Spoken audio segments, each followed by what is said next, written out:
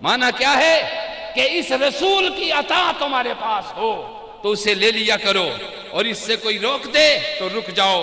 تو اس کائنات میں حضور نبی اکرم صلی اللہ علیہ وسلم ہی ہمارا وسیلہ ہیں، ہماری نجات ہیں، اور وجود محمدی صلی اللہ علیہ وسلم سے ہی اس کائنات میں رنگ ہے، اور یہ کائنات کا رنگ حضور کے وجود سے ہے۔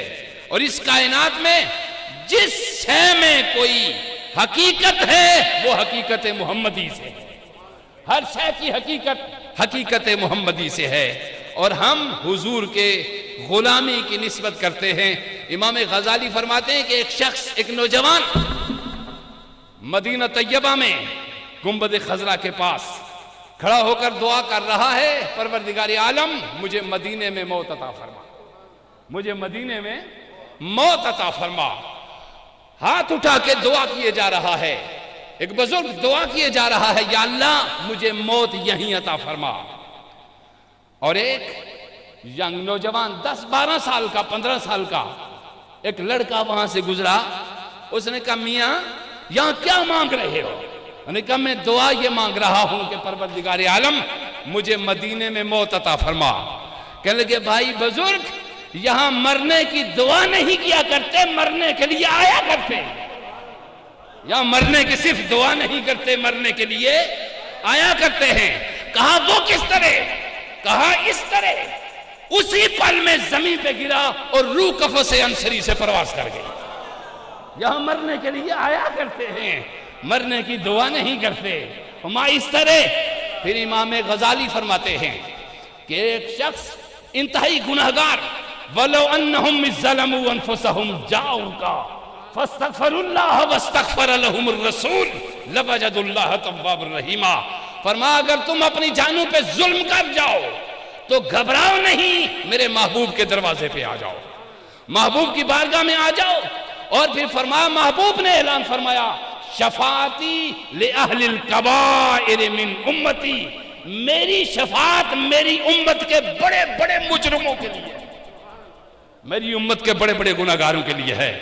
اور فرمانے لگے، امام غزالی فرماتے ہیں کہ نوجوان ایک بہت ہی بڑا گناہگار انسان جس کی زندگی کی خطاؤں کو کوئی شمار نہیں کر سکتا، بارگاہ محمدی میں حاضر ہوا، حاضر ہو کر مخاطب پروردگار سے ہوا، اور مخاطب ہو کر کرتا ہے عرض کہ پروردگار عالم، ایک طرف شیطان ہے جو تیرا دشمن ہے، اور ایک طرف تیرا محبوب ہے جو میرا دوست ہے، ایک طرف تیرا محبوب ہے اور ایک طرف شیطان ہے۔ شیطان کی مرضی یہ ہے کہ میں تباہ ہو جاؤں اور جہنم میں چلا جاؤں، محبوب کی مرضی یہ ہے کہ میں بچ جاؤں۔ اب تیری مرضی شیطان کو راضی کر، یا محبوب کو راضی، اب مرضی تیری، اسے راضی کر یا اسے راضی کر۔ ندائی ہم محبوب کی رضا ہی کے لیے تو کائنات میں بیٹھے ہیں۔ سو آج کی عظیم الشان مجلس، جناب آصف صاحب، جناب ناصف صاحب، جناب عباسی صاحب، جن لوگوں نے، نوجوانوں نے یہ منعقد کی، میں ان کو مبارکباد پیش کرتا ہوں۔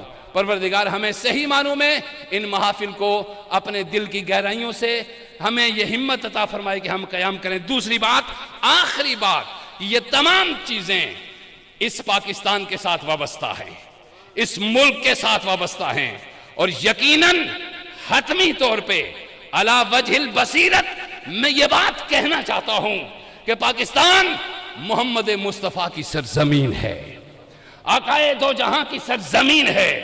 محمد مصطفیٰ کی سرزمین میں مصطفیٰ کے غلام رہتے ہیں، اور اس سرزمین کی حفاظت کرنا، اس سرزمین کا تحفظ کرنا، اس سرزمین کا دفاع کرنا، اسے ظلم اور بربریت سے بچانا، اسے کفر اور جو تمام تر فسطائیت سے بچانا، اسے فرقہ واریت سے بچانا، اور ظالم کے پنجے کو مروڑ دینا، یہ محمد مصطفیٰ کے غلاموں کا ہی کام ہے۔ ظلم اپنی آخری انتہاؤں کو چھو رہا ہے تو کوئی بات نہیں، محمد عربی کے غلام بھی اپنی عزم اور ہمت کی انتہاؤں پہ پہنچ چکے ہیں۔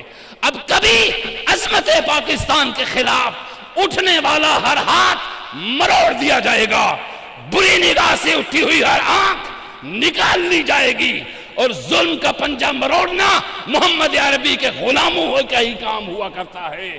پاکستان کے ہم محافظ ہیں، پاکستان کا ہم دفاع کرنے والے ہیں۔ پاکستان ہمارے عزم کی سرزمین ہے، ہماری ہمتوں کی سرزمین ہے، ہماری توحید کی سرزمین ہے، ہماری رسالت کی سرزمین ہے، مصطفیٰ کے غلاموں کی سرزمین ہے، 21ویں صدی پہ دنیا کے اماموں کی سرزمین ہے۔ اس لیے پاکستان کا تحفظ اور اس کی سالمیت اور اس کے استحکام کے لیے بھی ہم نے دعا کرنی ہے کہ پروردگار اس کو محفوظ رکھے اور محمد مصطفیٰ کے اس شبستان کو تر و تازہ رکھے۔ وما علینا الا البلاغ۔ صلاۃ و السلام ہوگا اور اس کے بعد ہمارے معزز پروفیسر صاحب تشریف لائے ہوئے ہیں، میں گزارش کروں گا کہ دعا میں ان کے حصے میں ڈالتا ہوں۔